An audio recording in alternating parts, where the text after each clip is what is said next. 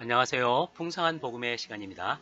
오늘은 요한복음 2장 1절부터 11절까지를 교통하겠습니다. 요 내용은 가나의 혼인잔치에 관한 내용인데요. 여기서의 중점은 물이 포도주로 바뀌는 것입니다. 요한복음 2장 11절은 예수님께서 이 처음 표적을 갈릴리 가나에서 행했다라고 말씀하고 있습니다. 처음 표적입니다. 표적은 영어로 사인인데요. 이 사인은 내적인 또 숨겨진 의미가 있다는 것을 말해주고 있습니다. 기적은 미러클 했죠. 미러클. 이것은 뭐냐면 초자연적인 현상입니다. 물이 포도주로 바뀐 건 초자연적인 현상일 수 있습니다. 그런데 이 주 예수님께서는 이것을 처음 표적이라고 말씀하십니다. 그래서 물이 포도주로 바뀐 것 안에는 내재적인 의미, 내적인 의미, 숨겨진 의미가 그 안에 있다는 것입니다. 2장 1절 읽어보면요. 3일째 되던 날에 갈릴리 가나에 결혼잔치가 있었는데 예수님의 어머니도 거기에 있었다라고 말하고 있습니다. 여기 3일째가 되게 중요합니다. 이 표적은요. 3일째 일어날 수 있습니다. 이 3일은 주 예수님께서 죽고 부활하실 때 3일째 부활하셨거든요. 그래서 이 표적은요. 부활 안에서 가능하다는 것을 말해주고 있습니다. 요한복음 1장에는 이틀째라고 나오지만 이 2장에는 3일째입니다. 부활 안에서 물이 포도주로 바뀌는 것을 알 수가 있습니다. 여기 갈릴리 가나 결혼잔치도 다 표적입니다. 갈릴리는 멸시받는 땅이라는 것입니다.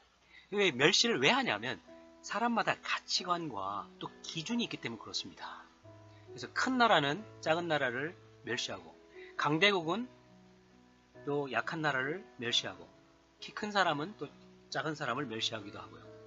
아파트 잘 사는 사람은 또 월세 사는 사람들을 멸시하고 또 이러한 멸시가요.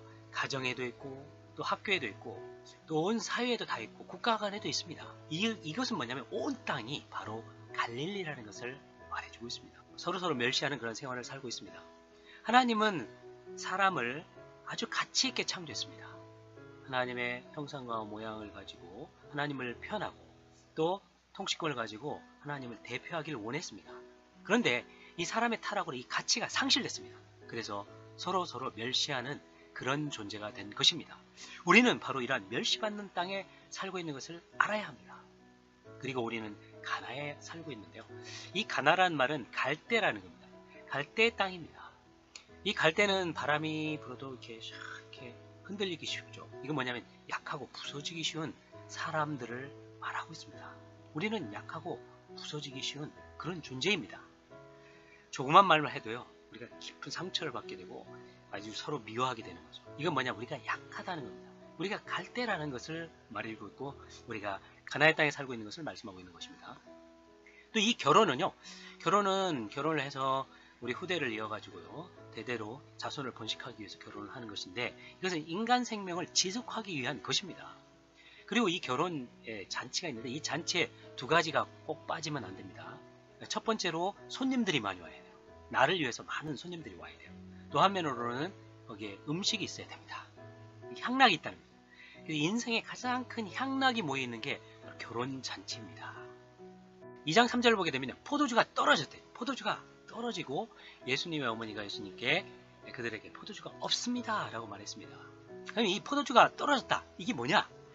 이 우리가 멸시받는 땅, 약한 땅, 쾌락을 즐기는 것에서 사람의 생명이 바닥난 것을 말해주고 있습니다. 우리가 성공을 추구했습니다. 성공했습니다. 그러나 이 모든 것이 또 바닥납니다. 우리가 건강을 추구했습니다. 그러나 또 건강을 잃어버립니다. 돈을 추구했습니다. 돈을 많이 벌었습니다. 또 돈을 잃어버립니다. 뭔가 우리가 떨어지는 거예요. 가지고 있었던 것, 누림이 있었던 것들이 점차 떨어지는 겁니다. 야고보서 4장 14절에 보게 되면요. 인생은 잠깐 있다가 사라지는 안개와 같다는 것입니다. 안개와 같은 인생인 것을 볼 수가 있습니다. 그런데요. 이 포도주가 없어집니다. 우리의 생이 끝났다는 겁니다. 우리가 죽었다는 겁니다. 근데 사람이 왜 죽습니까? 죽는 이유는 죄 때문에 죽습니다. 로마서 6장 23절 보게 되면요. 죄의 싹은 죽음이라고 말씀하고 있습니다. 우리가 죽는 것은 죄의 싹, 죄의 대가 때문에 죽게 되는 것입니다. 그래서 죽은 후에 우리는 심판을 받게 되고 영원한 멸망 가운데 떨어질 수밖에 없습니다. 포도주가 떨어진 존재가 된 것입니다. 다행히도 이때 예수님께서 오셔서 이 죽음과 생명을 다스릴 수 있는 분, 떨어진 포도주에게 참 포도주를 주실 수 있는 분으로 오셨음을 감사합니다. 여러분 지금 이때입니다. 여러분 예수님을 초대하십시오. 여러분의 마음에 영접하시길 바랍니다. 2장 4절 보게 되면요. 예수님께서 말씀하셨다. 여인이여 그것이 나와 무슨 상관이 있습니까? 이 포도주 떨어진 것이 나와 무슨 상관이 있습니까? 내 때가 아직 이르지 않았습니다 말하는데요. 여인이여 이것은 아주 겸손한 표현이고요. 상관이 있습니까? 이것은 때야 때. 내 때가 아직 이르지. 이 주님과 상관이 있을 필요가 있습니다. 우리는 주님과 관계를 가져야 되는데 주님의 때 가운데서 주님이 우리를 포도주를 다 내 포도주가 다 바닥났구나 라고 깨달을 때, 그리고 내 안에 죽음의 물이 가득 찼을 때, 그때가 바로 주님의 때가 이른 것입니다. 우리는 이 때가 오늘이길 원합니다. 이 메시지를 듣는 순간이 바로 그때 주님의 때이기를 원합니다. 2장 5절 보게 되면 예수님의 어머니가 하인들에게 말하였다. 그분께서 여러분에게 무슨 말씀을 하시든지 그대로 하십시오 라고 말하고 있습니다. 여기서 이 말씀이 있는데요. 이 말씀을 우리는 그대로 해야 합니다. 그리스도께서는요. 이 말씀으로 많은 일들을 하실 수 있습니다. 우리가 그대로 할 때 아주 그분의 생명과 능력을 맛볼 수가 있습니다. 이 주 예수님의 말씀은 생명과 능력이 있는 것이기 때문에 그렇습니다. 그래서 그분의 말씀은 우주를 창조하셨고 죽은 자들을 살리셨고 물을 포도주로 바꿀 수 있는 분이십니다. 죽음을 생명으로 바꿀 수 있는 분이십니다. 이러한 말씀을 통해서 이 모든 것들을 하시는 분이십니다. 또 2장 6절 보게 되면 거기에는 유대인의 정결 의식에 따라 각각 물 2-3통 드는 돌 항아리 6개가 놓여 있었다라고 말하고 있습니다. 한면으로는 결혼잔치에서 향락을 음식을 먹어갖고 이렇게 포도주를 너무 많이 마셔갖고 포도주가 떨어지는 이런 상황이 있을 뿐만 아니라 또 이 집은 굉장히 잘 살았던 것 같아요. 거기에 돌 항아리 6개, 이것이 유대인들이 집을 드나들 때 이걸 손을 씻는 곳이거든요. 뭔가 자기의 노력을 통해서 자기의 죄와 또 쾌락과 이런 것들을 좀 깨끗게 해보자 하라는 그런 것입니다. 종교적인 방법으로 또 하나님 없이 자기의 노력으로 뭔가를 깨끗하게 함을 받으려고 하는 것이 유대인의 종교의식입니다. 이런 종교적인 방법으로 개선하는 것도요 안 통합니다. 여기에 물이 죽음인데요. 돌 항아리 6개 채워야 합니다. 이 돌 항아리 6은 6째 날 창조된 사람이라고 말하고 있습니다. 아담에서 태어난 모든 사람은 돌 항아리 6입니다. 여기에 돌 항아리 6인데 6일째 창조된 사람이죠. 그래서 죽음, 죽음, 죽음, 죽음, 죽음, 6번의 죽음이 있습니다. 죽음, 죽음. 우리 안에 그 점점점점점요. 이 포도주가 떨어지고 죽음이 차오르게 됩니다. 근데요, 여기서 이 주님의 때가 있다는 거죠. 우리가 항복해야 합니다. 죽음이 이렇게 차올라왔을 때요, 주님께 항복해서 주여 나는 아무것도 할 수 없는 자입니다. 당신이 필요합니다. 이 죽음의 몸에서 누가 나를 건져낼 수 있습니까? 이렇게 주님께 외칠 때 바로 그때 물이 포도주로 바뀝니다. 또 죽음이 생명으로 바뀝니다. 이 주님의 때는요, 죽음이 아구까지 찰 때입니다. 오늘이 바로 그때가 되길 원합니다. 이 메시지를 듣고 있는 바로 이 순간이 물이 아구까지 찰 때가 되길 바랍니다.